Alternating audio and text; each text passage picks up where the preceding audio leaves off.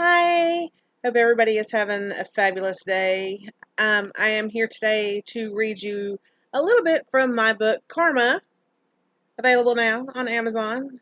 Link will be in the description. Um, just wanted to give you a little bit of a feel of what what my writing style is. It's much better than my speaking style, by the way. Okay, so let's go ahead and get started. I have just randomly chosen a piece to read for you, so I'm going to get going. When I made the turn onto the street where he lived, I took note of the house numbers. I was 3 blocks away from his house. All of the houses had the same basic design. The vast majority were brick split-level homes with attached garages. As I approached Papa's house, I saw that it didn't stand out from the others as I had assumed it would. I suppose I had presumed that there would be something about his that would look different. One day I would learn to dismiss the preconceived notions surrounding certain types of people.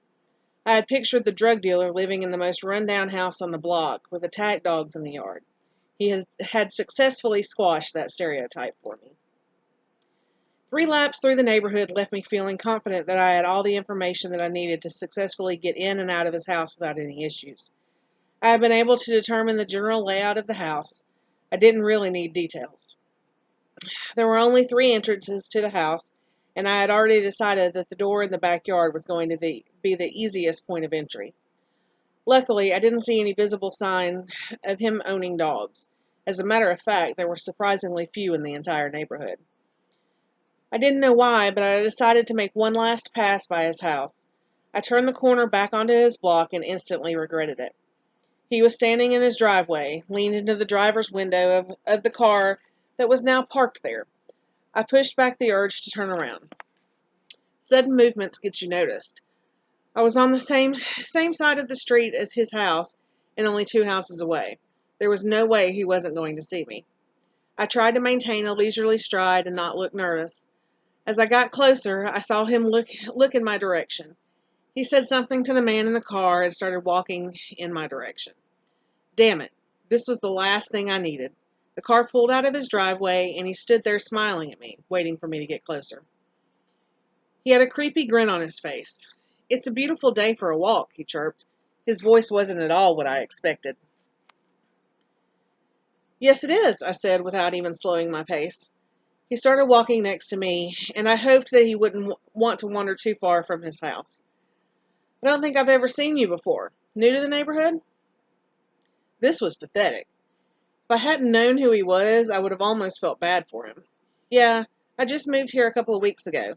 I'm just now getting a chance to get out to get a feel for the neighborhood." We reached the end of the block. He stopped walking. I didn't. "Don't be a stranger, new neighbor. My name's Danny. Feel free to let me know if you need anything." The emphasis he put on the word anything made the implication clear. As I reached the other side of the street, I turned and nodded in his direction so that he knew that I had heard him. I wanted to be out of there so badly that I almost broke into a run. 20 minutes later, I was back at the strip mall where the Chinese restaurant was located. I called another cab to take me back to my motel. I had been beating myself up about the decision to walk by his house one last time, but had eventually decided that it probably wasn't the worst thing that could have happened. His size was no longer just numbers on a piece of paper. I had been able to really size him up. He wasn't much taller than me. He definitely wasn't in better shape than me. He probably outweighed me by 50 pounds or so, but that would be easily overcome. I stopped by the motel office and asked if there was a decent bar in the area. The older woman working at the front desk directed me to a hole-in-the-wall place just 2 blocks over. Had the clerk at the desk not described the place to me, I would never have noticed it. The windows were so filthy that I could barely tell that there were lights on inside. This was actually kind of perfect. No-name bars like this are exactly what a person in my position needed. No one asks or cares why you're there. Okay, so that's just a snippet. You get a little bit of a feel of what's going on. If you want to know more, you can always go to Amazon, click on the paperback um, button, and it will actually let you read the first few pages of the book itself. That way you know how I started off, and then you'll already have heard a little bit from the middle. Of course, I'm not telling you how it ends, but that just gives you a little piece of karma. And I hope you enjoy all of it. Thanks for being with me today. Bye.